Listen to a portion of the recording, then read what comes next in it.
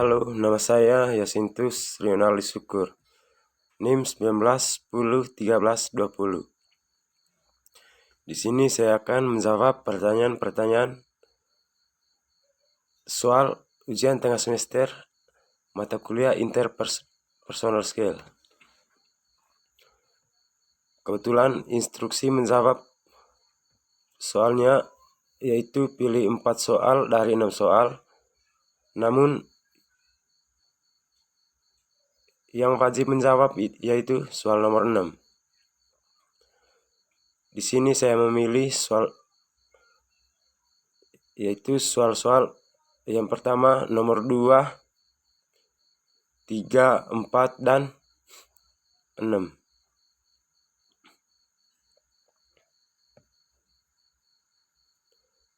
Yang pertama saya akan menjawab pertanyaan nomor 2.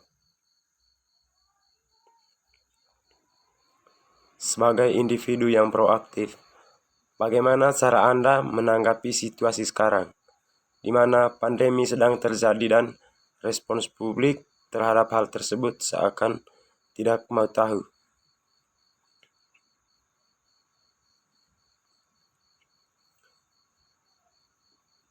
Kalau menurut saya, yaitu yang pertama, cara menghadapi situasi sekarang di mana pandemi sedang terjadi, yaitu fokus terhadap sesuatu yang dapat kita kendalikan, di mana saat ini mungkin menjadi masa sulit bagi sebagian besar orang. Ada banyak hal di luar sana yang tidak dapat kita kendalikan, termasuk berapa lama pandemi virus corona ini sangat akan berlangsung dan apa yang akan terjadi pada kemudian hari. Hal tersebut menjadi sangat sulit diterima dan membuat kita terus mencari jawabannya dari manapun. Rasa penasaran yang terus menghantui terkadang akan membuat kita melakukan tindakan yang tidak akan tahu kebenarannya. Tetapi selama kita selalu fokus terhadap sesuatu yang tidak dapat kita kendalikan, maka kecemasan akan terus menghantui hingga kapanpun.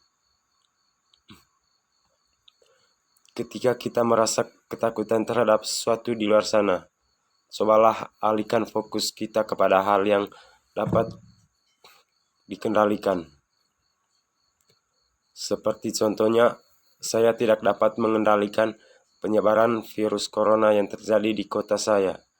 Jadi, fokuslah kepada sesuatu yang dapat saya kendalikan, seperti bagaimana cara agar tidak tertular virus corona.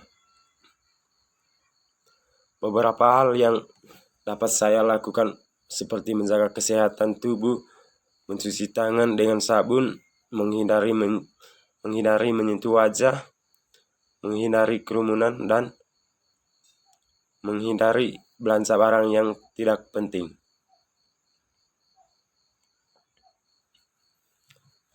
Nomor yang berikutnya, saya akan menjawab soal nomor 3. Di mana soalnya, menurut Anda, jelaskan kembali menurut pandangan Anda apa itu between the end in mind, atau mulai dengan tujuan akhir. Berikan contoh yang berhubungan dengan kehidupan Anda pribadi. Menurut saya, mulai dengan tujuan akhir yaitu merujuk pada tujuan akhir. Berarti memulai dengan pengertian yang jelas tentang tujuan saya. Mengetahui kemana saya akan pergi sehingga saya mengerti di mana saya berada sekarang. Dan dengan begitu saya tahu bahwa langkah-langkah yang saya ambil selalu berada pada arah dan jalan yang benar. Contohnya, misalkan tentang pribadi saya, yang pasti yang ada dalam pemikiran saya atau tujuan saya sekarang yaitu nantinya menjadi programmer yang profesional. Dan sekarang saya harus belajar mulai dengan posisi atau arah jalan yang benar. Seperti itu.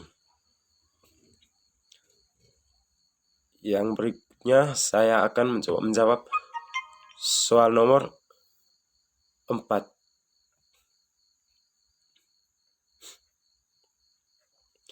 Ceritakan tentang cita-cita Anda dan bagaimana diri Anda 10 tahun dari sekarang. Sudah menjadi apa diri Anda di saat tersebut?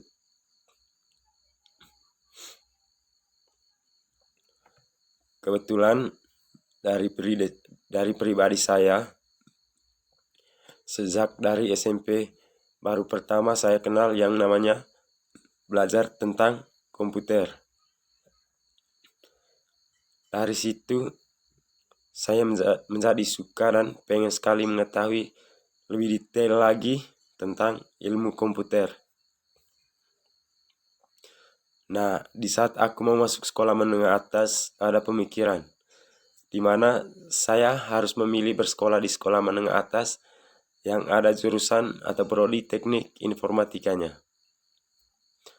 Dan sampai sekarang saya memilih untuk kuliah di STIKI karena cita-cita saya yaitu menjadi seorang programmer.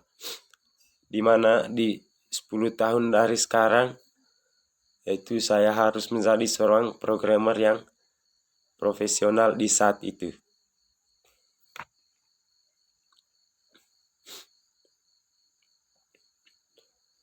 Yang berikutnya saya menjawab soal nomor yang terakhir, yaitu nomor 6.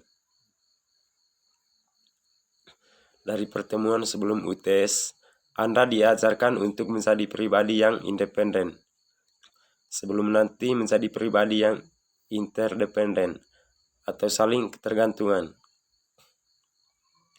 Menurut Anda, apakah disebut dengan independen dan apakah Anda sekarang sudah ada di dalam fase independen atau belum? Serta jelaskan apa beda independen dan egois.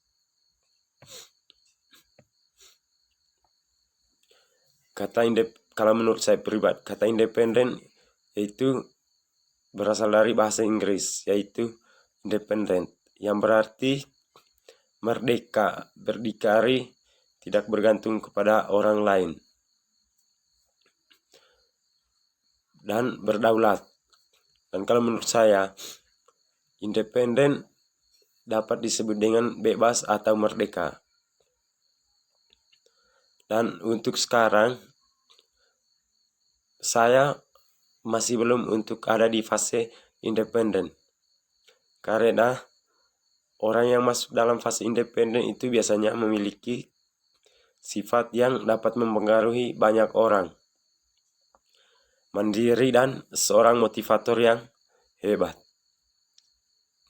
Dan perbedaan independen dan egois yaitu, kalau independen yaitu paham yang hidup di atas kehendaknya sendiri dan tidak peduli dengan yang lain, atau individualisme, tidak memaksakan kehendak. Egois, kalau egois yaitu paham yang memaksakan kehendak orang lain untuk ikut kehendak saya misalnya. Seperti itu. Saya ulang lagi, egois yaitu paham yang memaksakan kehendak orang lain untuk ikut kehendak saya, contohnya atau misalnya. Demikian dari saya, terima kasih. Mohon maaf bila ada kesalahan kata dan kekurangan kata. Selebihnya dan sekurangnya saya ucapkan terima kasih dan mohon maaf bila suaranya kekecilan karena sekarang saya sedang sakit. Mohon maaf bila suaranya kekecilan. Terima kasih. Lagi mohon maaf apabila suaranya kurang jelas dan kekecilan. Karena sekarang saya masih dalam keadaan sakit, kurang fit. Terima kasih. Mohon maaf bila suaranya kurang jelas. Terima kasih.